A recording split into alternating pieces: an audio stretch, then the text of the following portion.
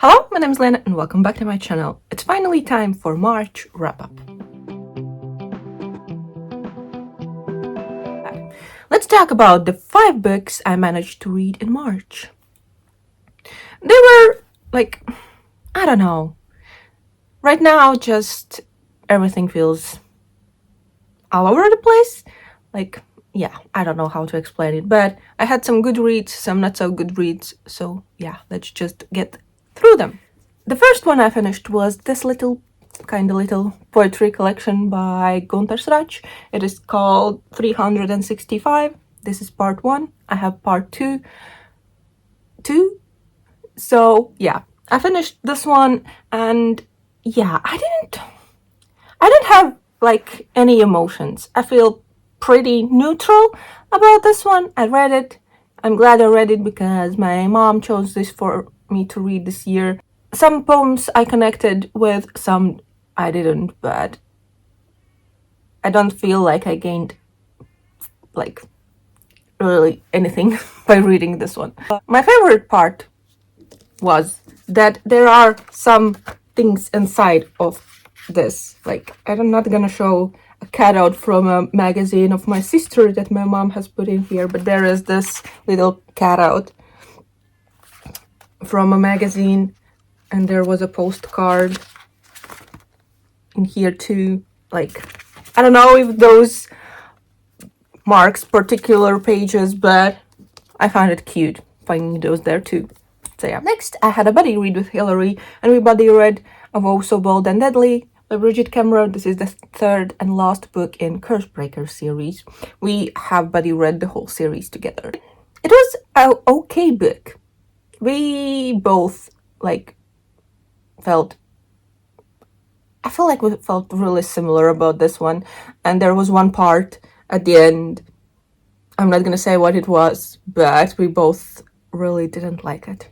Kind of plot twist, or I don't know how to call it, but trope this was thrown in there was so unnecessary, and I just remember reading it and exclaiming loudly to my boyfriend what is going on, but he of course didn't know what I'm talking about. But yeah, so it is okay book. It is okay conclusion to the story, but quite slow. Right at the end, even the action is not that big of a part of the story, so it basically is a really, really slow story. But what can I say about this book? It is about Harper, Wren, and Gray. Those are the characters that show up in the first book a lot, so those are the ones I'm mentioning from this one. But yeah, I don't know what to say about it because it's a third book, it's a conclusion of series, and I don't want to spoil anything. But it's definitely a series worth reading. I really enjoyed the experience. Then I read this little children's book. It is called Father and Dog, or Dad and Dog, however you want to say dad, father, by Laura Vinogradova. This is a cute story about a girl named Magda, and yeah, her first summer after school, I now don't remember, but her father leaves for the summer to work in a different country, and she's upset, and yeah, things happen. It was a cute story, really cute story with illustrations. So yeah, I enjoyed this one. I don't know what else to say because it's so short. There's not much to say, but yeah, definitely a cute children's book about a little girl. Then I read Kindred by Octavia E. Butler. This is kind of sci-fi, kind of historical fiction. It is about a woman from 1976, and she travels back in time to 1800s, 1815. I guess that's the first time she travels, because she travels multiple times back and forth from kind of her present day to the past. That time travel part is never explained. It just happens. She realizes why it happens, how what is the thing that brings her in the past and how she can get back, but that is like the real explanation why, what is the reasons, how it is happening. It is not explained. But I really like this one. I think it has become one of my favorite books because it was, I don't know, I just felt so much for the characters.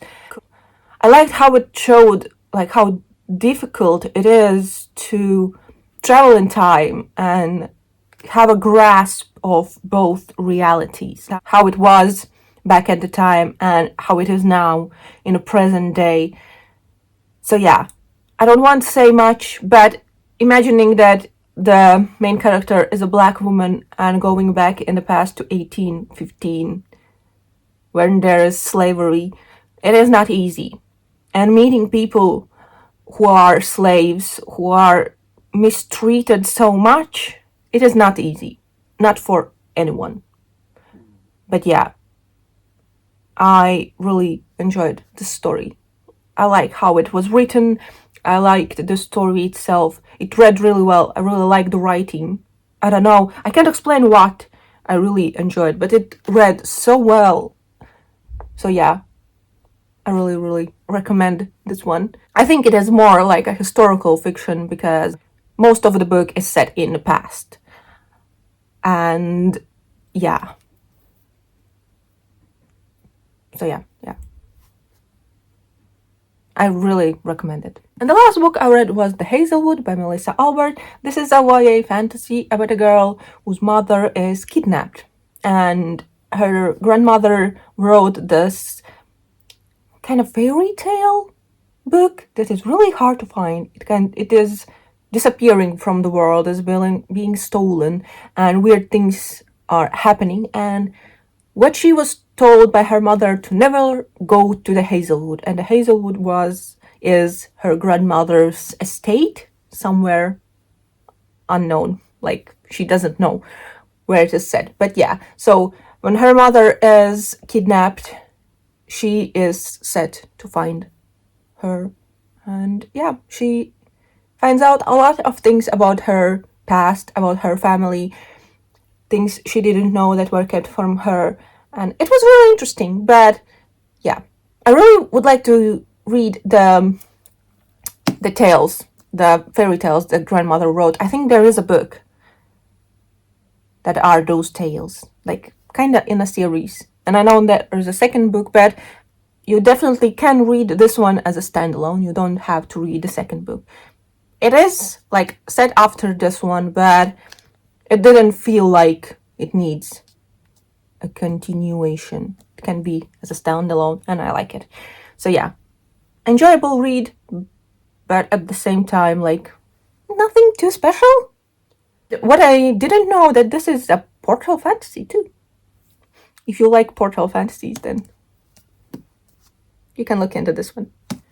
So this is the pile of books that I read in March. As you saw, nothing too spectacular except that Kindred was amazing. So yeah, that was definitely my favorite, and my least favorite was this one. So yeah, that's it. Please let me know, what was your favorite read in March in the comments down below. And yeah, that's gonna be it for this video. Thank you for watching. I hope you enjoyed, and I see you in the next one. Bye!